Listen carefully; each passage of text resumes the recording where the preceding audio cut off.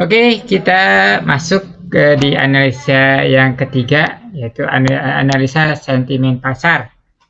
Oke, sentimen pasar apa sih?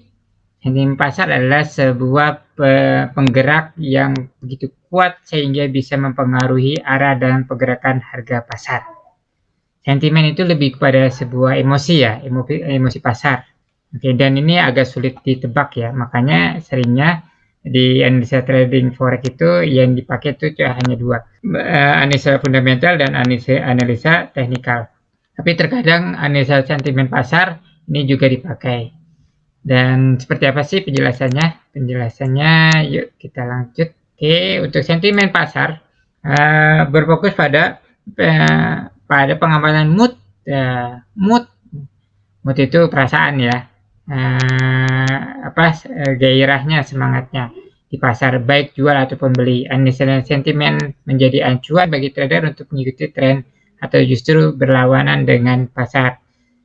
Sebagai salah satu penggerak pasar yang kuat, sentimen mampu mempengaruhi arah dan pergerakan harga pasar. Sentimen pasar ini sebagian besar merupakan sebuah komitmen, ya tanda kutip, dia komitmen bagi para pedagang untuk berada di posisi tersebut. Para trader dapat melihat sentimen pasar melalui indikator tertentu seperti indeks sentimen spekulatif, seperti pasar atau rasio beli dan jual. Untuk menganalisa sentimen pasar memang cukup sulit karena memerlukan pengalaman untuk dapat memahami. Demikian jenis analisa dalam trading forex. Ketiga analisa itu memang harus diperhatikan karena jika salah satu diabaikan dapat menyebabkan kekalahan atau kerugian. Yang pasti gini, untuk sentimen pasar ini ada bahasa terkait dengan komitmen para trader. Jadi ketika banyak trader melakukan para trader ini melakukan aksi untuk jual terhadap sebuah pergerakan, banyak trader untuk melakukan pergerakan, jadi secara otomatis sentimen pasar akan mengarah ke emosi pasar, juga akan mengarah sentimen atau emosi pasar akan mengarah pada posisi jual juga. Dan sebaliknya, jika sentimen pasar mengarah kepada di para trader misalnya, itu sentimennya itu untuk sell atau beli, buy atau beli, maka dia akan melakukan posisi buy secara konsisten. Jadi terus. Dan ada juga sentimen ini dibentuk oleh kondisi pasar yang memang tidak hanya dilakukan oleh para trader, tapi oleh pada kalangan tertentu, sentimen tertentu. Biasanya seperti misalnya bisa kita lihat di di gambar posisi ini ya, di berita ini yang di koran Tempo, dua sisi dampak perang Rusia dan Ukraina. Di sini nilai tukar rupiah ini terhadap rupiah ya. Nilai tukar rupiah di saham gabungan di tengah sentimen negatif. Perang itu pasti sentimennya negatif, ya. Sentimennya negatif. Tidak ada perang yang sentimennya positif, dia akan sentimennya negatif, yang berakibat pada penurunan beberapa mata uang yang terkait langsung atau tidak langsung terhadap perang Rusia-Ukraina. Pelaku pasar melihat dampak konflik tersebut lebih pada bersifat temporer. Memang perang Rusia-Ukraina ini anggapan sebagai pasar itu dia sifatnya temporer, tidak berlangsung panjang ya, tidak berlangsung lama. Tetapi dampak negatif yang diakibatkan oleh perang Rusia-Ukraina juga tidak sedikit. Nah, di sini ada dari berita CBN, CBN itu good news, ada potensi Rusia Ukraina damai sebentar. Ya, ini di indeks saham S&P 500 itu ada posisi yang itu dia menanjak dan tiba-tiba juga menurun di sini ya, karena sentimen dari kondisi pasar Rusia Ukraina damai. Oke, jadi posisinya dia menurun dan menanjak, menurun dan menanjak.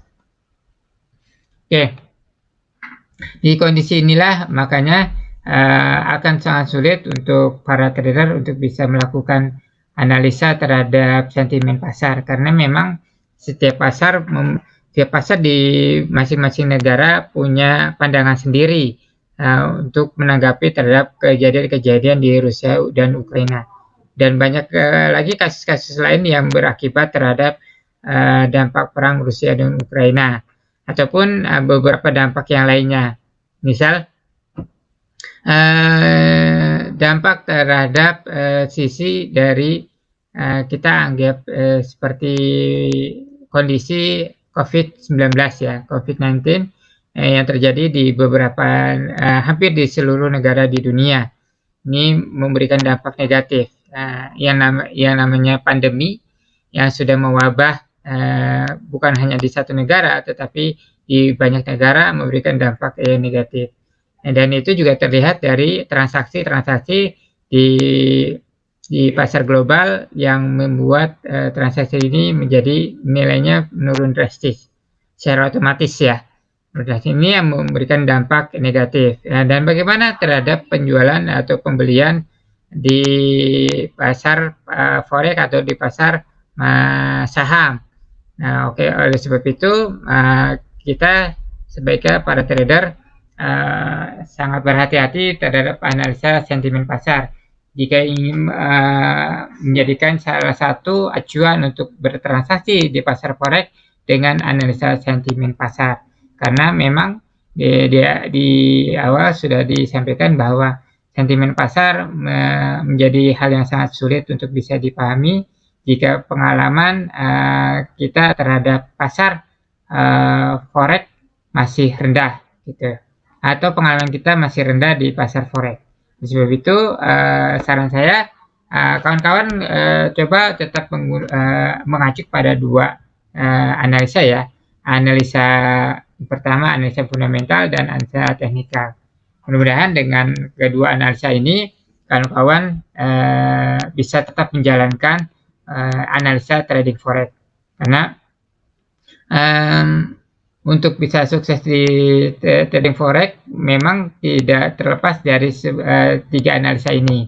Tapi banyak cerita dan banyak kejadian bahwa di antara mereka ada yang sangat menguasai untuk teknik analisa teknikal, dan sedikit yang menguasai analisa atau rendah di analisa fundamental. Dan sebaliknya, ada yang kuat di analisa fundamental tapi kurang atau rendah di analisa teknikal.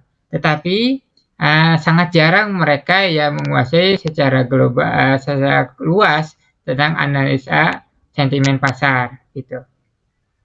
Dan perlu kawan-kawan ketahui juga ada beberapa kondisi yang memang perlu kawan-kawan ketahui ketika kondisi ada kejadian-kejadian yang luar biasa yang mencangkup terkait, ini khusus untuk trader forex ya, yang mencakup untuk kegiatan trading forex kita berpengaruh besar atau tidak. Pertama tadi sudah disebut kejadian perang, kedua pandemi, ketiga bencana nasional. Ini akan berdampak, seperti contohnya misalnya ketika terjadi dampak bencana nasional, yakni tsunami yang terjadi di Jepang. Karena Jepang ada di dalam mata uang, pasangan mata uang di trading forex, di pasar forex, maka ini sangat menjadi perhatian besar.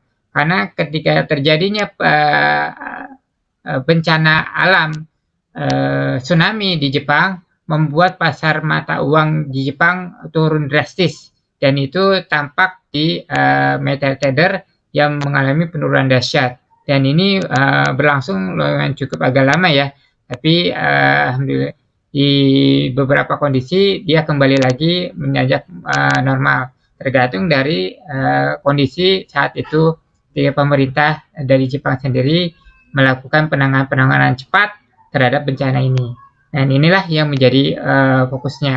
Oleh sebab itu ada banyak kejadian yang untuk saya, untuk sentimen pasar, ada banyak kejadian besar yang itu kita perlu pahami di dunia pasar ekonomi global yang berakibat pada perdagangan pasar forex. Demikian penjelasan singkat terhadap analisa trading. Bye-bye.